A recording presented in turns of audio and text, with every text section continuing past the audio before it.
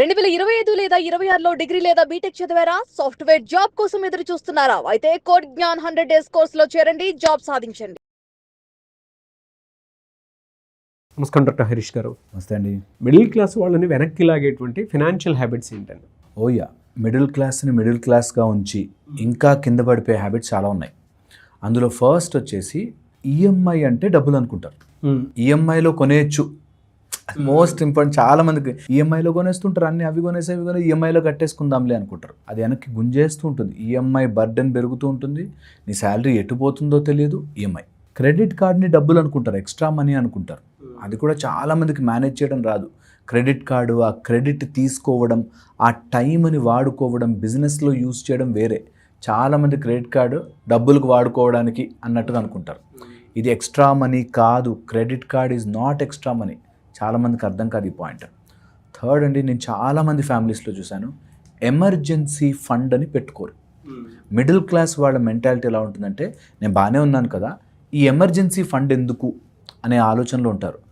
ఎంతమంది కుటుంబాలు upper middle క్లాస్కి వెళుతూ ఒక యాక్సిడెంట్ అయ్యి ఒకటేదో హెల్త్ ప్రాబ్లం వచ్చి మొత్తం కుప్పకూలిపోయిన వాళ్ళు తెలుసు. మిడిల్ క్లాస్ మైండ్ సెట్లో ఎలా ఉంటుందంటే, ఉన్న డబ్బులు వీటికే ఖర్చులు అయిపోతున్నాయి, నేను ఇంకా ఎక్కడ సేవ్ చేస్తాను అని చెప్పి హెల్త్ ఇన్సూరెన్స్ తీసుకోరు, టర్మ్ ఇన్సూరెన్స్ తీసుకోరు, అండ్ దేనికైనా ఎమర్జెన్సీ వస్తే దాని ఫండ్ ఏంటి అని ఆలోచించరు. వెరీ ప్రఫౌండ్ అండి. నేను చెప్తాను, కంపల్సరీగా ఒక ఎమర్జెన్సీ ఫండ్ ఎంతో కొంత. నీకు ఒకవేళ ఎమర్జెన్సీ వస్తే టక్కుమని 1 లక్ష తీసి హెల్త్ ప్రాబ్లం కోసం ఖర్చు పెట్టాలని అవసరం వస్తే పక్కన పెడుతున్నావా లేదా? దాన్ని ముట్టుకోకూడదు, అసలు చూడకూడదు. ఓకే, చాలా ఇంపార్టెంట్. ఎమర్జెన్సీ ఫండ్ పెట్టుకోరు. ఎందుకో తెలియదు, అది లోపల నుంచి ఇన్హెరెంట్గా వస్తుంది. పెట్టుకోండి ఎమర్జెన్సీ ఫండ్. నేను ఇంకొక మాట ముందుకెళ్ళి చెప్తాను. ఎవడైనా ఈ మిడిల్ క్లాస్ నుంచి దాటి బయటకు రావాలి, ఎదగాలి అనుకునేవాళ్ళు ఈ ఎమర్జెన్సీ ఫండ్తో పాటుగా చేసుకోవాల్సిందంటే ప్యాసివ్ ఇన్కమ్ జనరేట్ చేయడం రావాలి. నేను పనిచేస్తూ ఉంటే వచ్చే ఇన్కమ్తో పాటు ఒక ఆల్టర్నేట్ సోర్స్.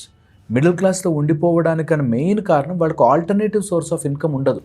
నాకు ఇదే వస్తుంది, ఇందులోనే చేసుకోవాలి అనే దాంట్లోనే మిడిల్ క్లాస్.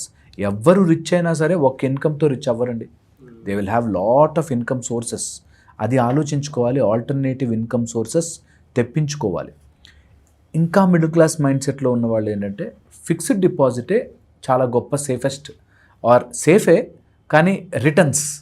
ఫిక్స్డ్ డిపాజిట్ చేసాం అమ్మాయి అనుకుంటారు, ఫ్యూచర్ సెక్యూరిటీ ఉంది కదా, సెక్యూరిటీ భావిస్తారు. కానీ ఎక్కువ రిటర్న్స్ రావాలి, మిడిల్ క్లాస్ నుంచి పైకి వెళ్ళాలి అంటే ఆ రిస్క్ ఫ్యాక్టర్ని అసెస్ చేసుకుంటూ వేరే వాటిలోకి ఇన్వెస్ట్ చేయడం రావాలి. ఫిక్స్డ్ డిపాజిట్తో ఉన్న వాళ్ళంతా అట్లా డబ్బుని చిన్న పర్సంటేజ్ ఆఫ్ రిటర్న్స్తో ఆగిపోతారు.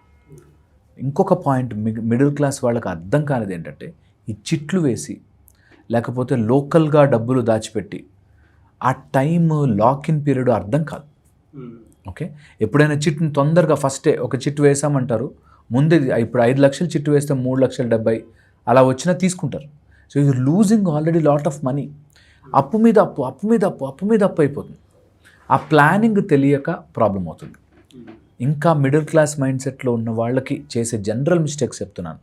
దట్ ఎవరినో నమ్మి డబ్బులు పెడతారు. వాడు ఎవడో చెప్పాడు, ఆ ఏజెంట్ ఏదో చెప్పాడు, ఇంకోళ్ళు ఏదో చెప్పారు, వాళ్ళ బ్యాక్గ్రౌండ్ ఏంటి, వాళ్ళు నిజంగా క్వాలిఫైడా, వాళ్ళు కరెక్టా అనేది ఉండదు. ఈ లోకల్ డబ్బులు దాంట్లో ఉండి రిచ్ అవ్వరు. మేబీ వాళ్ళు నిజంగా మోసం చేయడానికి చెప్పుండకపోవచ్చు, కానీ ఆ ఏజెంట్సో చిట్సో వాళ్ళ బిజినెస్ వాళ్ళకు ఉంటుంది. సో అందుకని నువ్వు రిచ్ అవ్వాలి ఆర్ మిడిల్ క్లాస్ దాటి బయటకు వెళ్ళకుండా అందులోనే ఆలోచిస్తే అక్కడే ఉండిపోతారు. వీళ్ళు చిన్న డబ్బులని, ఈ లాక్ ఇన్ పీరియడ్ని క్యాల్కులేట్ చేయరు. ఈ చిట్ తీసుకునేటప్పుడు, దాన్ని ఇన్వెస్ట్ చేసేటప్పుడు ఎలా ఉంటుంది ప్లాన్ చేసుకోరు. దీనివల్ల కూడా మిడిల్ క్లాస్లోనే ఉండిపోతారు. ఓకే, ఇక ఇంకొక వెరీ ఫండమెంటల్ పాయింట్ అండి, ఎప్పుడైనా డబ్బు రాగానే ముందు నేను కంపారిజన్ ట్రాప్లోనూ పడిపోతారు. కంపారిజన్ ట్రాప్ అంటే, ఇప్పుడు వచ్చిందిగా డబ్బులు, దీనికైనా పెట్టేద్దాం, దీనికైనా వాడేద్దాం అని చెప్పి ఆలోచిస్తుంటారు. అండ్ ఇప్పటికీ కూడా అండి, గోల్డ్ అనేది ఒక గొప్ప సేవింగ్గా భావిస్తారు. ఓకే, గోల్డ్ లాంగ్ టర్మ్లో నీకు గొప్ప సేవింగ్. నీకు ఈరోజు కొని రేపు కొని ఎల్లుండి ఇప్పుడు ఏదో వాడేసాం సరిపోదు. చాలామందికి అర్థం కాదు. అది మిడిల్ క్లాస్ మైండ్ సెట్లో ఉన్నవాళ్ళు అంటే, ఆ కొంచెం బంగారం కొన్నా, కొంచెం బంగారం నువ్వు లాంగ్ టర్మ్కి సేవ్ చేయగలిగితేనే లేకపోతే నీకు అక్కడే ఫ్లక్చుయేట్ అవుతుంది. ఈరోజు 14,000 అంటే రేపు 14,500, 14,300, 14,200 అక్కడే కొట్టుకుంటుంది. మళ్ళీ సడన్గా లీప్ వస్తుంది. సో అందుకని అది గుర్తుపెట్టుకోవాలి. నెక్స్ట్ అండి, మిడిల్ క్లాస్లో ఉన్నవాళ్ళు క్విక్ మనీకి ఆశపడతారు. ఉన్న సంపాదించింది దాచిపెట్టిందంతా వాడెవడో చెప్పాడు ఇదేదో వ్యాపారం ఉందని చెప్పి అందులో పెడతారు, పోతారు. These are all middle class traps. And మన దగ్గర మార్కెట్లో మోసం చేసేవాళ్ళు ఈ మిడిల్ క్లాస్ పీపుల్నే టార్గెట్ చేస్తారు. రిచ్ పీపుల్కి తెలుసు ఎక్కడ పెడితే ఎవరి దగ్గర నుంచి ఏది నిజంగా వస్తుందో తెలుసు. పువర్ పీపుల్ దగ్గర లేవు డబ్బులు పెట్టరు. బట్ మిడిల్ క్లాస్ వాళ్ళకి కొంత ఉండి లేకుండా ఉంటుంది కదా, అలాంటి వాళ్ళని టార్గెట్ చేస్తారు.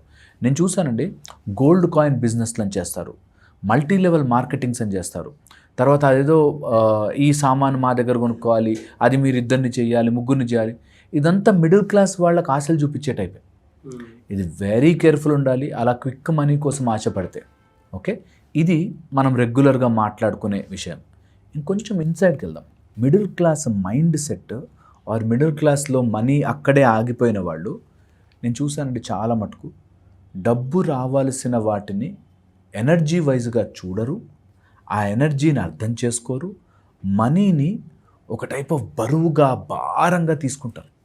ఓకే, నేను ఈరోజు చెప్పిన టెక్నిక్ ట్రై చేయండి. ఎవరికైనా ట్రై చేసుకోవాలంటే మనీ విషయం మీద మిడిల్ క్లాస్ నుంచి బయటకు రావాలంటే ట్రై చేయాలంటే, okay, always resonate with your throat. నీ థ్రోట్ చక్ర ఎంత పాజిటివ్ నీకు మనీ రావాలని చేస్తుందో అదే ఆలోచించండి. థ్రోట్ చక్రాకి 3 మినీ చక్రాస్ ఉంటాయి. ఈ చక్రాస్కి మినీ చక్రాస్ 3 ఉంటాయి. That's a triangular area. ఇక్కడ నుంచి ఈరోజు సరదాగా ట్రై చేయండి, పోయేదేం లేదుగా, ట్రై చేయండి. థ్రోట్ చక్ర దగ్గర ఆ ట్రయాంగులర్ చక్ర ఫిల్డ్ విత్ మనీ. మీరు ఈ రోజు నుంచి ఏది మాట్లాడుతున్నా, ఏది చేస్తున్నా డబ్బుకు అగెయిన్స్ట్ మాట్లాడకండి. అట్లీస్ట్ మన మాటల్లో మన డబ్బుకు అగెయిన్స్ట్గా మాట్లాడకుండా ఉండండి. And focus on your 3 mini chakras around the throat.